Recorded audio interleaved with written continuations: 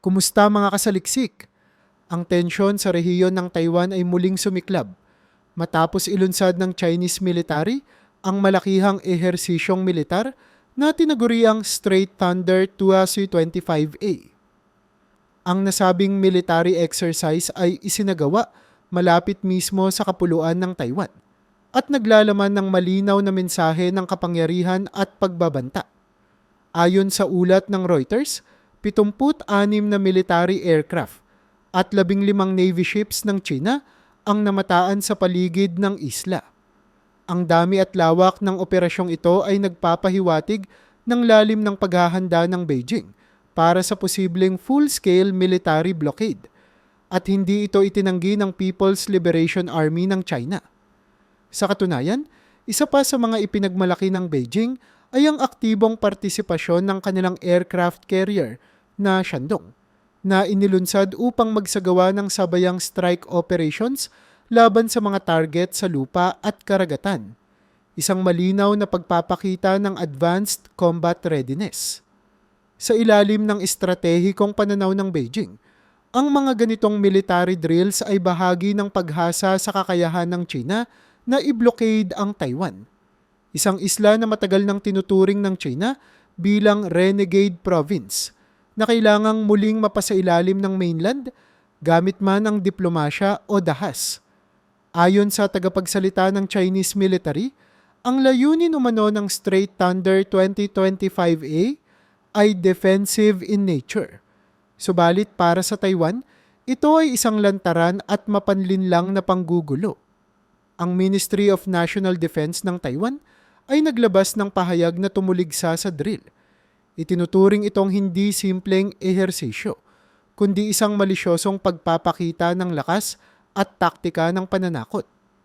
Ayon sa kanila, hindi ito ang unang pagkakataon na ginagamit ng China ang military drills bilang paraan upang guluhin ang stability ng rehiyon at itulak ang kanilang agenda sa pamamagitan ng intimidation. Kasabay ng malawakang military exercise, iniulat din ng Taiwan na 36 na Chinese military aircraft ang lumabag sa kanilang Air Defense Identification Zone o ADIZ.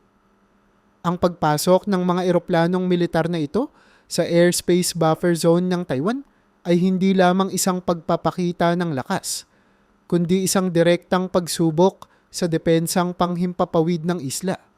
Ang ganitong uri ng aktibidad ay itinuturing sa larangan ng defense studies bilang isa sa mga pinaka-agresibong uri ng military maneuvering sa panahon ng kapayapaan, sapagkat maaari itong magdulot ng pagkakamali o accidental engagement na posibleng maging mitya ng mas malawak na komprontasyon.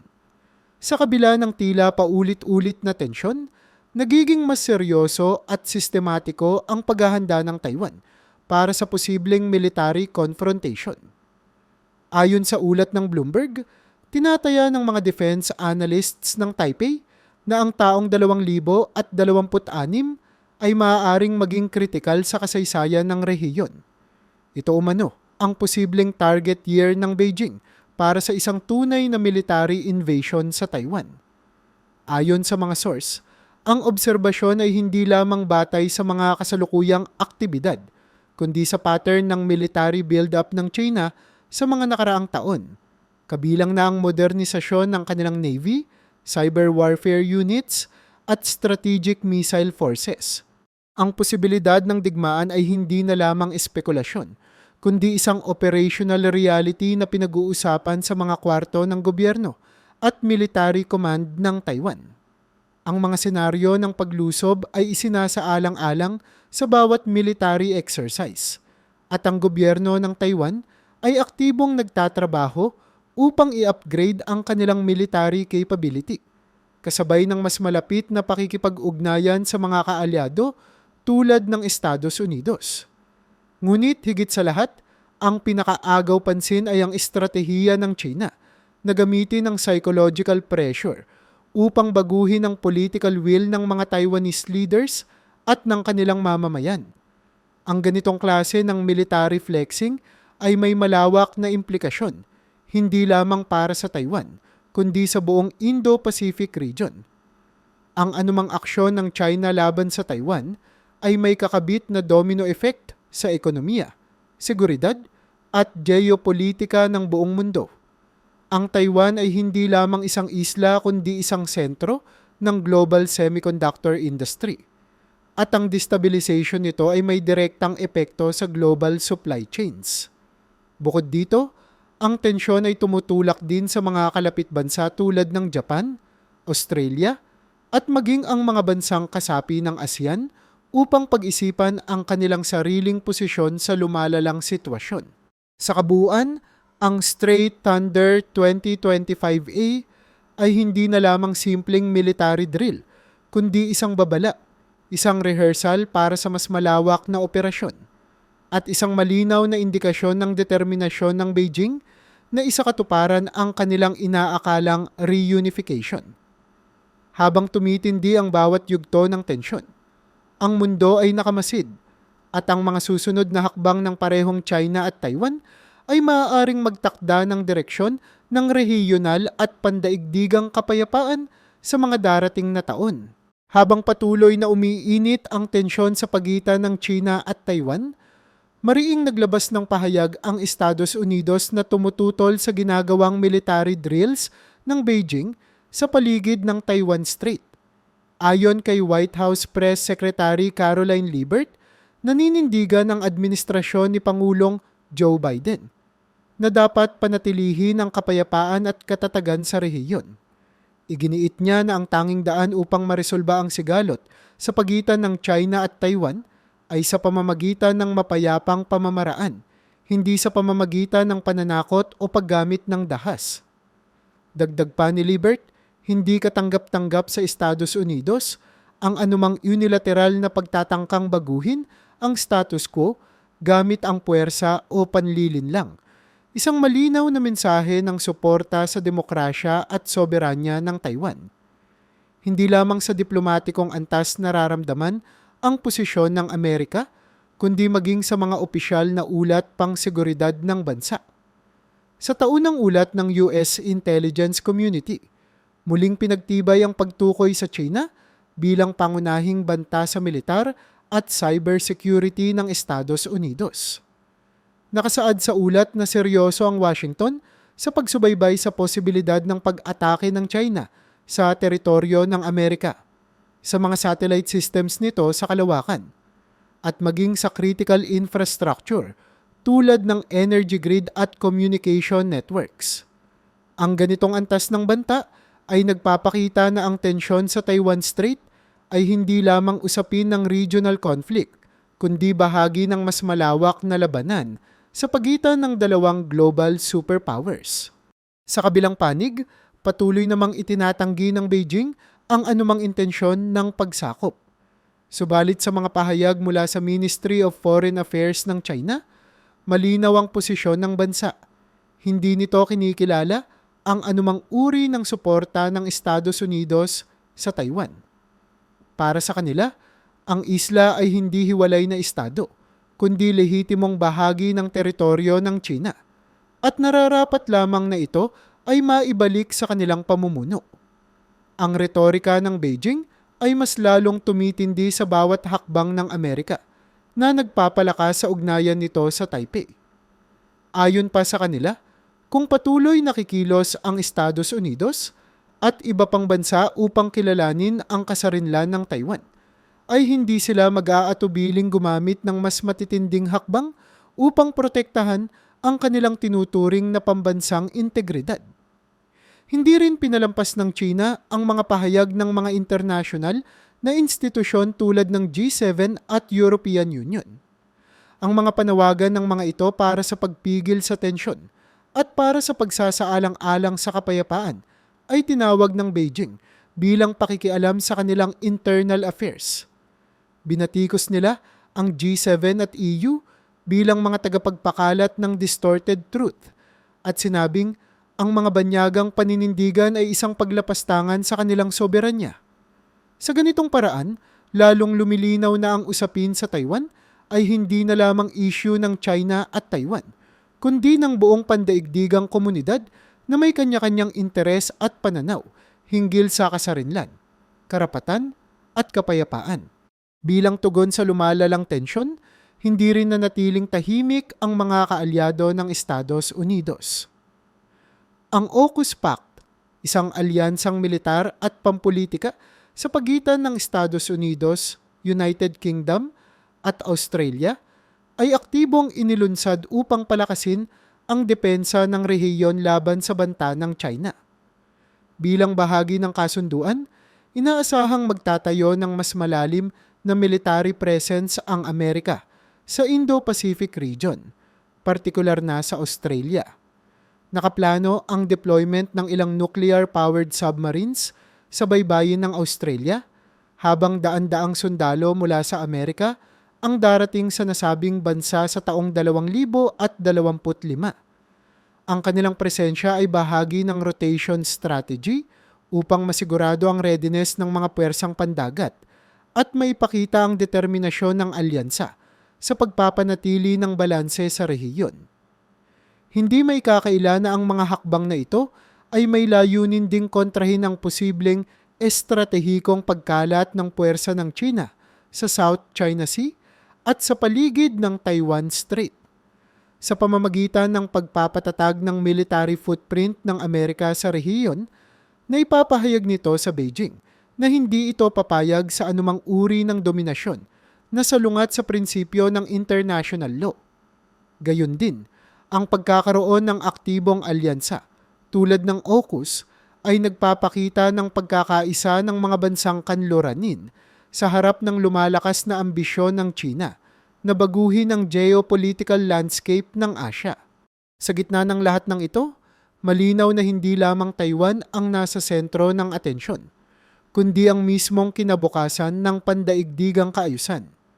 Ang pagigting ng tensyon sa pagitan ng mga bansa ay nagbibigay ng matinding pangamba sa posibilidad ng isang pandaigdigang sigalot. At ang bawat galaw, maging ito man ay isang military drill, diplomatic statement, o alliance formation, ay bahagi ng mas malawak na larong pampulitika na may matinding implikasyon sa kapayapaan at seguridad ng mundo. Ang tanong ngayon ay hindi na lamang kung kailan mangyayari ang susunod na provokasyon, kundi kung paano ito magtatapos, sa pag-uusap ba o sa labanan. Habang patuloy na bumibigat ang tensyon sa rehiyon ng Indo-Pacific, kasabay ng lumalalang sigalot sa pagitan ng China at Taiwan, tumitindig din ang mga bansa sa paligid upang ipagtanggol ang kanilang interes at tiyakin ang seguridad ng kanilang teritoryo. Sa Western Australia, isang mahalagang hakbang ang isinagawa sa pamamagitan ng modernisasyon ng HMIS Stirling Naval Base, isang estratehikong lokasyon na ngayon ay pinaghahandaan upang magsilbing pangunahing sentro ng operasyon ng mga nuclear-powered warships ng Estados Unidos. Ayon sa mga opisyal ng depensa, ang mga barkong ito ay may halos walang limitasyong endurance dahil hindi ito kailangang regular na mag-refuel, kaya't ang kanilang kapasidad sa pagpapatrolya at operasyon ay higit na mas mataas kumpara sa mga tradisyonal na barko. Ito ay nagpapahiwatig ng seryosong commitment ng Amerika upang magkaroon ng malakas at tuloy-tuloy na presensya sa rehiyong malapit sa Asya. Kasabay ng estratehikong pagkilos ng Amerika, naglabas din ng pahayag ang gobyerno ng Australia na nagpapaabot ng plano para sa pagpapalakas ng kanilang sariling kakayahang militar. Kabilang sa plano ang pagkuha at deployment ng mga makabagong anti-ship missiles na may layuning pigilan ang sinumang maaaring pumasok sa kanilang teritoryo sa pamamagitan ng dagat, lalo na kung ang tensyon sa pagitan ng China at mga kalapit bansa ay patuloy na tataas. Ayon sa mga defense experts, ang pagpapalakas ng Australia sa kanilang missile capability ay hindi lamang simbolo ng depensa, kundi bahagi ng kolektibong deterrence strategy na isinusulong ng mga kasapi ng AUKUS Alliance. Hindi rin nagpapahuli ang Japan sa hakbangin upang palakasin ang kanilang depensa. Ayon sa ulat ng Kyodo News, nagpaabot ng intensyon ang gobyerno ng Japan na mag-deploy ng mga upgraded na Type 20 missiles na may kakayahang umabot ng 1,000 kilometro. Ang mga misil na ito ay itatalaga sa Kyushu, sa pinakatimog kanlurang bahagi ng Japan, malapit sa Taiwan. Ang deployment ay inaasahang magsisimula sa pagtatapos ng fiscal year ng 2026. Ito ay bahagi ng pangmatagalang plano ng Japan upang protektahan ang kanilang mga isla, partikular na ang mga bahagi ng Nansei Islands na napakalapit sa sinasabing future battleground kung sakaling lumala ang sitwasyon sa Taiwan Strait. Sa panig ng Tokyo, ang hakbang na ito ay hindi lamang para sa proteksyon, kundi para sa pagpapakita ng kahandaang tumayo sa gitna ng banta ng regional aggression. Samantala, nagpahayag naman ng matinding pag-aalala ang mga foreign ministers ng G7 hinggil sa lumalawak na paglawak ng nuclear arsenals ng parehong China at North Korea. Ayon sa kanilang pinagsamang pahayag, ang patuloy at mabilis na pagdami ng nuclear weapons ng dalawang bansang ito ay nagdadala ng seryosong banta sa internasyonal na seguridad at sa katatagan ng rehiyon. Nanawagan sila sa China na makipag-ugnayan sa mga pandaigdigang institusyon upang magsagawa ng strategic risk reduction discussions, isang diplomatikong paraan upang mabawasan ang panganib ng nuclear confrontation at mapanatili ang transparency sa militar. Bukod dito, mariin nilang binigyang diin na ang paggamit ng military buildup upang pahinain ang mga demokratikong institusyon at impluwensyahan ang soberanya ng ibang bansa ay hindi dapat tanggapin sa makabagong mundo. Habang nagkakaisa ang mga demokratikong bansa sa pagtutol sa nuclear expansion, naglabas naman ng matigas na pahayag ang North Korea na nagpupumilit na ipagpatuloy ang pagdevelop ng kanilang mga nuclear weapons. Sa pamamagitan ng kanilang state news agency, sinabi ng Pyongyang na ang pagkakaroon nila ng mga sandatang nuklear ay bahagi ng kanilang karapatan sa self-defense. Dagdag pa nila, matagal nang nilalabag ng mga bansang kanluranin ang kanilang soberanya sa pamamagitan ng mga sanksyon at military exercises sa paligid ng Korean Peninsula. Ang ganitong paninindigan ng North Korea ay lalong nagpapalala sa strategic instability ng rehiyon, sapagkat nagdadagdag ito ng isa pang nuclear armed actor na maaaring maging kasangkot sa posibleng escalation, lalo na kung masangkot sa gulo ang China o Taiwan. Ang kabuuang larawan ay nagpapakita ng isang rehiyong puno ng pangamba at pagkilos. Ang mga kasaping bansa ng AUKUS ay hindi lamang naghahanda para sa posibilidad ng digmaan, kundi aktibong binabago ang balanse ng kapangyarihan sa Asya. Habang ang China ay patuloy sa pagpapalawak ng impluwensya at pagpapakita ng puwersa, ang mga bansang tulad ng Australia, Japan, at ang Estados Unidos ay lumalaban sa pamamagitan ng pagpapalakas ng kanilang mga puwersa militar at pagtatatag ng mas matibay na kooperasyon. Ang G7 at European Union, bagaman hindi kasali sa direktang labanan, ay nagsisilbing boses ng pandaigdigang opinyon laban sa lumalaking ambisyon ng mga authoritarian state. Sa ilalim ng anino ng isang posibleng digmaan, ang rehiyon ng Asia-Pacific ay tila isa ng chessboard ng mga superpowers at regional players. Ang bawat galaw, mula sa pagtatayo ng base militar, pagpapalawak ng missile range, hanggang sa diplomatikong pagkondena, ay bahagi ng isang malawak na larong pampolitika na maaaring magtakda ng hinaharap ng pandaigdigang kapayapaan. Habang wala pang malinaw na senyales kung saan tutungo ang tensyon, isang bagay ang tiyak, ang digmaan ay hindi na malayong posibilidad, kundi isang senaryong seryosong pinaghandaan ng bawat panig.